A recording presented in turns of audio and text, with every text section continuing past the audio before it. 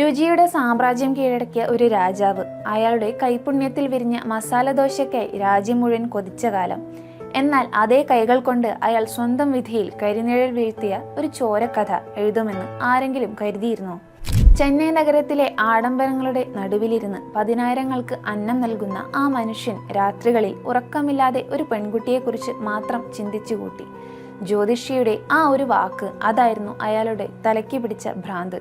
അവൾ നിന്റെ മൂന്നാമത്തെ ഭാര്യയായാൽ ഈ ഭൂമിയിലെ സർവ്വ ഐശ്വര്യങ്ങളും നിന്റെ കാൽക്കീഴിലാകും.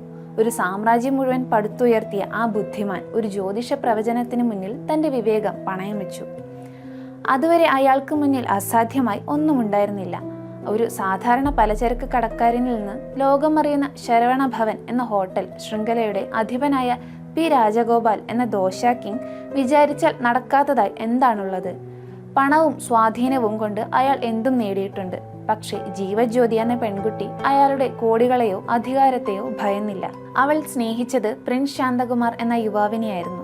രാജഗോപാലിന്റെ കണ്ണുവെട്ടിച്ച് അവർ ഒന്നിച്ചു ജീവിക്കുവാൻ തീരുമാനിച്ചതോടെ ആ നാടകം ഒരു ചോരക്കളിയായി മാറുകയായിരുന്നു. തന്റെ ആഗ്രഹങ്ങൾക്ക് തടസ്സം നിൽക്കുന്ന ആ ചെറുപ്പക്കാരനെ ഇല്ലാതാക്കാൻ രാജഗോപാൽ കെണിയൊരുക്കി. ഭീഷണികളും പീഡനങ്ങളും കൊണ്ട് ആ ദമ്പതികളെ തകർക്കാൻ നോക്കിയിട്ടും അവർ വഴങ്ങിയില്ല. ഒടുവിൽ ഒരു രാത്രിയിൽ ആരുമറിയാതെ പ്രിൻസ് ശാന്തകുമാർ തട്ടിക്കൊണ്ടുപോകപ്പെട്ടു. കൊടൈക്കനാലിലെ വന്യമായ കാടുകളിലേക്ക്, മരവിപ്പിക്കുന്ന തണുപ്പിലേക്ക് അയാൾ കൊണ്ടുപോകപ്പെടുമ്പോൾ തന്റെ അവസാന നിമിഷങ്ങളാണ് ഇതെന്ന് അയാൾ അറിഞ്ഞിരിക്കാം. അവിടെ വെച്ച് കാട്ടിലെ നിശബ്ദതയെ സാക്ഷി നിർത്തി ശാന്തകുമാറിന്റെ ശ്വാസം അറുക്കപ്പെട്ടു. കൊടൈക്കനാലിലെ പെരുമാൾ മലൈ വനമേഖലയിൽ ഒരു അജ്ഞാത മൃതദേഹം കിടക്കുന്നുണ്ടെന്ന വിവരമാണ് പോലീസിനെ അങ്ങോട്ട് നയിച്ചത്. പ്രാഥമിക പരിശോധനയിൽ അതൊരു കൊലപാതകമാണെന്ന് വ്യക്തമായി. കഴുത്തിൽ കയർമുറുകിയ പാടുകൾ മരണകാരണം ശ്വാസമുട്ടലാണെന്ന് ഉറപ്പിച്ചു. എന്നാൽ കാട്ടിൽ ഉപേക്ഷിക്കപ്പെട്ട ആ ശരീരം ആരുടേതാണെന്ന് കണ്ടെത്തുക പോലീസിന് എളുപ്പമായിരുന്നില്ല.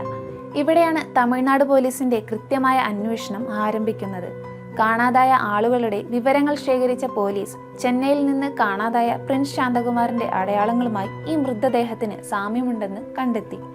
ശാന്തകുമാറിന്റെ ഭാര്യ ജീവജ്യോതി സ്റ്റേഷനിലെത്തി ആ ശരീരം തന്റെ ഭർത്താവിൻ്റെതാണെന്ന് തിരിച്ചറിഞ്ഞതോടെ കേസിന് ജീവൻ വെച്ചു.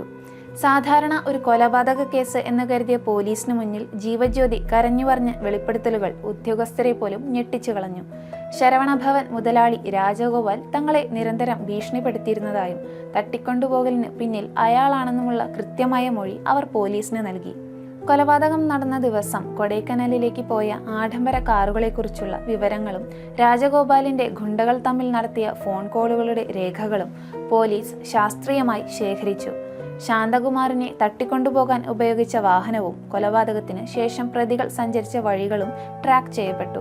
എല്ലാത്തിലുമുപരി രാജഗോപാലിന്റെ ഗുണ്ടകളിൽ ചിലരെ ചോദ്യം ചെയ്തപ്പോൾ അവർ കുറ്റം സമ്മതിക്കുകയും കൃത്യം എങ്ങനെയാണ് ആസൂത്രണം ചെയ്തതെന്ന് പോലീസിനോട് വിശദീകരിക്കുകയും ചെയ്തു. കോടതിയിൽ മാപ്പുസാക്ഷിയായ ആളുടെ മൊഴിയും കൃത്യമായ മെഡിക്കൽ ഓട്ടോപ്സി റിപ്പോർട്ടും രാജഗോപാലിന് ചുറ്റും നിയമത്തിന്റെ വലമുറുക്കി.